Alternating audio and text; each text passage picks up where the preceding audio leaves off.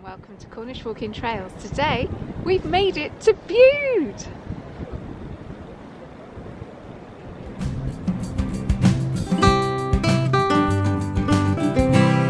Same thing then. We're going to explore the beach a little bit. We've never been here before and it looks vast. Can't wait to get down there and have a look at the sea. After we've had a picnic lunch, we're going to follow the Bude Canal up one side and down the other. Our walk today is taken from Walks for All Ages and it's simply called Bude. Bude is on the north coast of Cornwall, quite close to the Devon border. We've parked here. This is the Crescent for long stay car park. It's February 2023 and I've paid £4.50 for up to 4 hours. This is the fabulous, huge, magnificent Bude Beach.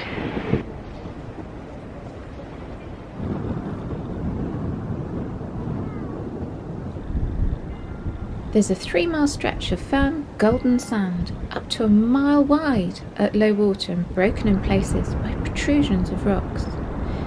On these sands the Atlantic rollers thunder and are said to be heard 10 miles away. Away on each side run high, wild cliffs fretted and broken by winter storms. There are 2 bathing pools at Bude if you don't fancy walking all that way out to the sea.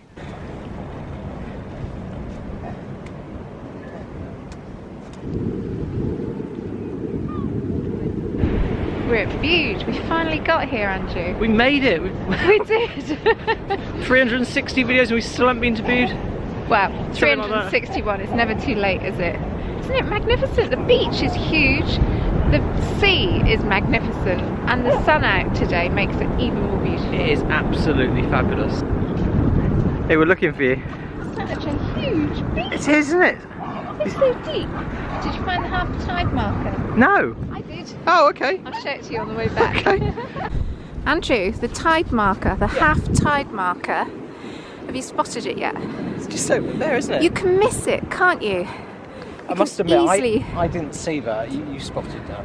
I did. I saw it on the way down and I thought, aha, I know what that is. The iron cross rising out of the water at the point of the rock ledge is a dramatic looking feature. And to the uninitiated, it quite naturally conjures up visions of a grave, a shipwreck and all sorts of grisly possibilities. However, it represents nothing so sensational. Tides have always proved a problem for shipping at Bude. Storms and gales make entry to the harbour a near impossibility, and ships could enter or leave the harbour only during a few hours each day because of the vagaries of the tide. Easily mistaken for a cross as marking a grave, but it's not. It's just that half-tide marker. Brilliant idea. It wasn't until the 1830, late 1830s, something like that, tide times were actually recorded, established. Yeah, so you couldn't like Google them like we can today. You had to figure it out like we've just done with footsteps in the sand and is it coming in, is it coming out? You can kind of tell when you live by the sea. You get a feel for it, don't you? So do you think that's been there all that time? Possibly not that one. No. That idea. It's clever that they've carried on sort of with it, isn't it? Yeah. You know, all the modern devices you've got these days and it's possibly still in use. It's quite a steady stake though, and it's quite a sturdy stake, so I think it'll be there for a while longer yet.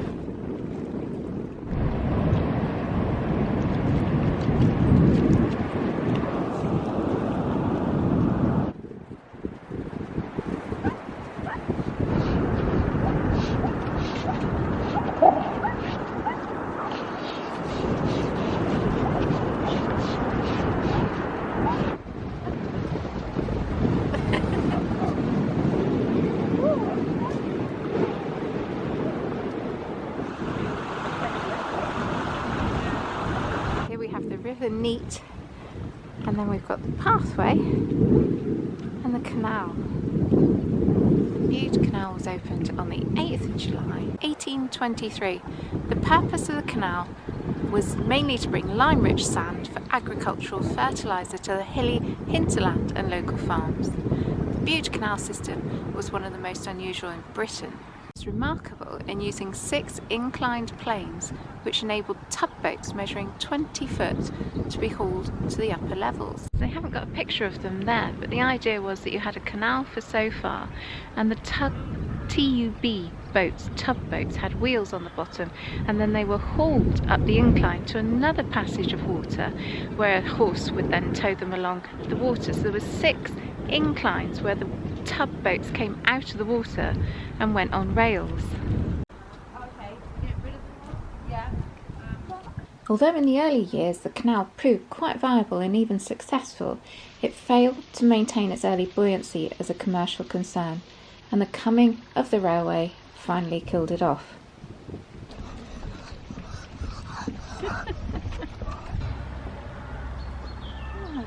Today it's been fully restored with a sea lock gate that retains water in the canal at low tide and gives access at high tide. You can also see the sand rails that transported sand in wagons to the waiting barges.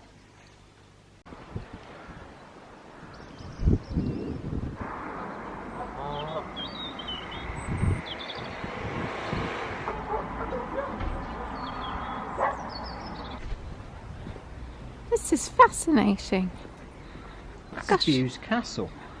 Well, it doesn't look like a castle in the sense of like a medieval castle.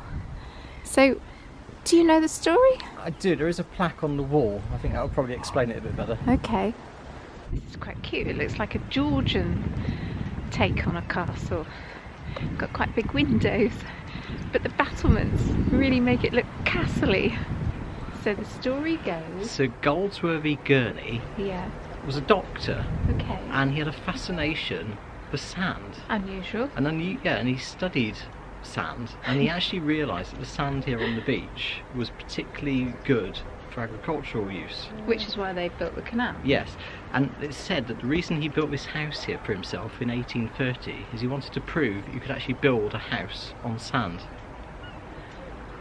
Okay, yeah. And it's still here. And it's still here, and it's a beautiful property. It is, and there's no cracks. No. So he did it. It's got a really fancy doorbell. Yes, I noticed that. Should I give it a ring? No. Oh, okay. That's a fascinating story. It is. I like that. We've never been to Bude. This is a bit of a recce for us, and that is definitely somewhere that I would like to pay a visit. It's a visitor information centre or something like that, a heritage site. Heritage centre, there you go, blended the two. So we'll have to come back to Bude and pay a visit, learn a bit more. So I would just like to point out, Sarah, that we've actually now seen a real life sand castle. It's fabulous! It is, isn't it? What a great building! And a good story, I like that. Let's go and have some lunch and then do our walk. Good idea. I knew someone once that lived in a sand castle. Oh yeah? He was swearing a lot, he had a bad case of Tourette's. Very good.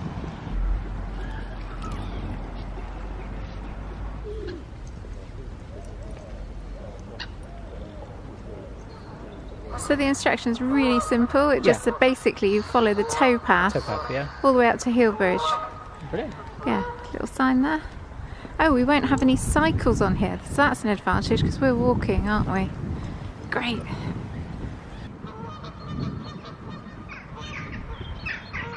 You can't help but notice how many birds there are on the water. It's beautiful, and they're making so much noise. The geese back there, they're quite noisy. I think they were asking for some breadcrumbs or something. All the old wharfside buildings are converted into housing now. What a fantastic place to live.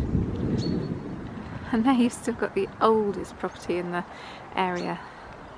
I wonder if that was like a toll house, or must have been something to do with the canal.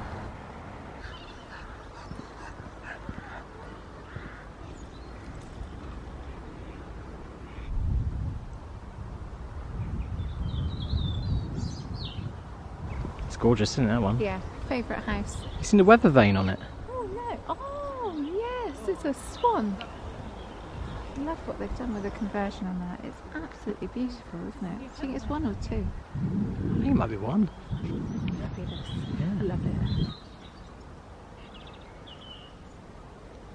Okay, so there's several footbridges that cuts this walk into shorter sections. Doesn't that look beautiful? We are going to go all the way, so we won't be taking this bridge today.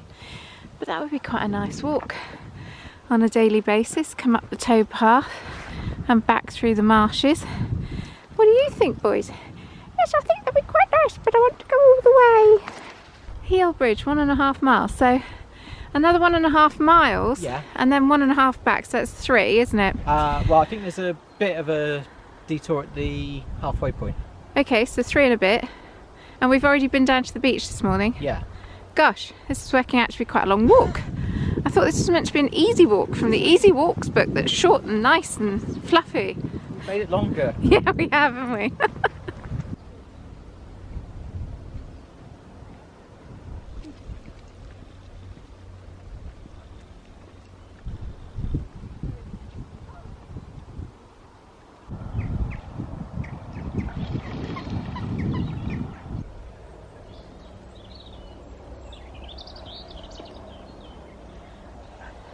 This is interesting.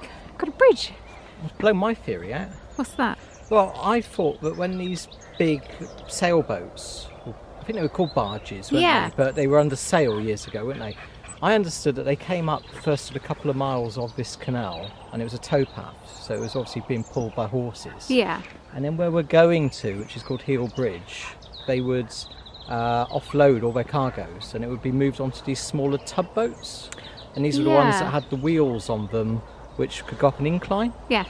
But that's a bridge there. How did I they know. get through? Might have to have another look at this then. So unless that bridge is newer, Possibly.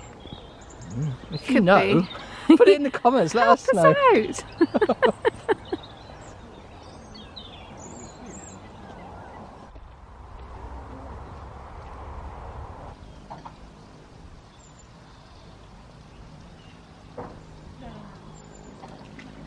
So this is a more traditional lock gate.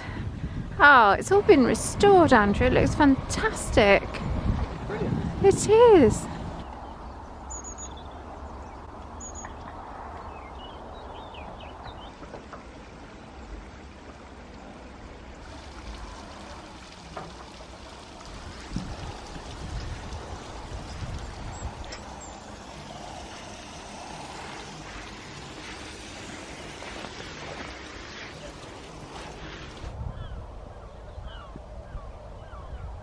He is absolutely like a statue, isn't he? Surely he should have moved by now. I think it's a statue. Yeah. I don't think that's real. That's a statue, is it? I think so. I thought it was real. I did too. He could just be deaf. He might be wearing a hearing aid. Very good. I don't know how you come up with this on the hoof like this.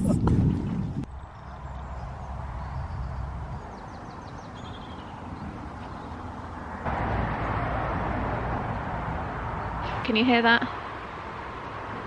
The, Dulcet tones of traffic. Oh, I thought you meant the birds. No. Okay. So we're close now to the A39, so we must also be close to Heel Bridge, which is the point where we finish this part of the canal. It's the only bit that's left of the 35 miles that was built. Yeah, so then we're going to...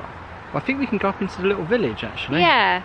Um, We'll check the book. I can't remember what it's called. Okay, so we're exactly halfway. Okay. So we started at that point, Yeah. car park's there, we've come all the way along the towpath, crossed over the canal, and now we've just passed the weir. We're beside a beautiful fish stocking lake, which is glinting in the sunshine. Anyway, we're going to go under the A39 and up to Heel Bridge.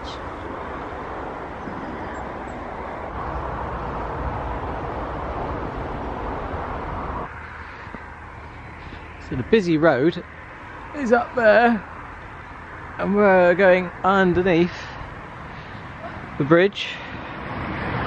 There we go. That's quite clever, isn't it? So you don't have to actually cross over the busy road. There we go.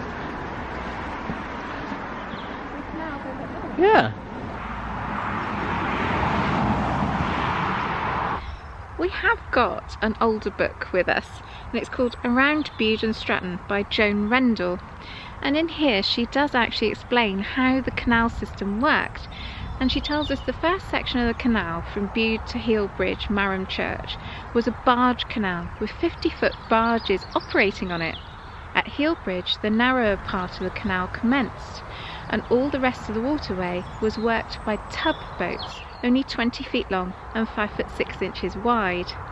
At Heelbridge, the canal company built a handsome house for its engineer, overlooking the basin, and even offering the facility of a reserved mooring for the canal engineer's own personal barge. At Heelbridge, there was a complex of warehouses, sawpit and stables, as that was the main centre for transferring merchandise from the barges to the smaller tugboats. The canal was, in effect, an amphibious railway with a series of 6 inclined planes up and down, which the tugboats travelled on rails, the boats being fitted with heavy iron wheels. So we're at this point here, and our walk follows the red line back to Bude. But what we want to do is just follow this little stretch of the canal to its absolute zenith, and then we find the incline where these tugboats took over. Is that the plan? I've got hiccups now. Yeah, it'd be nice to see it, wouldn't it? But I agree. There's a really nice passage in the old King's England book, which, although that book was written in the 1930s, it does explain about this incline. Oh, how it works? Yeah. Okay, well let's take a stroll up there then. Cool. 2 miles to Bude. I thought we were going 1.5. We're going a bit further. Yeah. I do like it when you complete the story though, don't you? Yeah, so I wanted to try and find where this section of the canal actually ends, because it's at this point where there would have been this incline. Yes. Taking these tugboats, which sounds remarkable, don't they? They do, don't they? So they've been carrying all the sand, Yes. and so they're quite wide boats, aren't they? 5 But they've, foot 6, but they've I think got it says. these wheels, I 4 know, I wheels find on that them. extraordinary. And then they go up an incline on rails. Yeah. Magnificent So this, engineering, isn't it? An effectively, I'm answer. expecting this canal to end, and then you can clearly see where this incline would have been. Which is marked on the map with a bridleway. Yes, but again, we've Brilliant. never been here before, so we're not quite sure what to expect. Well, we just walk until there's no water, isn't it? Might be walking for a long time. Oh no. It's going to be a stream. We found it. We found it. Marham Church incline plane. Ah, and it explains it all. It's got a... Oh, brilliant. So these are the tugboats that we've been talking about all day. And so they had wheels on, and then the chain was in constant circulation because it was on a water wheel, and it dragged the boats up and obviously brought them back down on the other side. Oh, I'm really chuffed. We got here.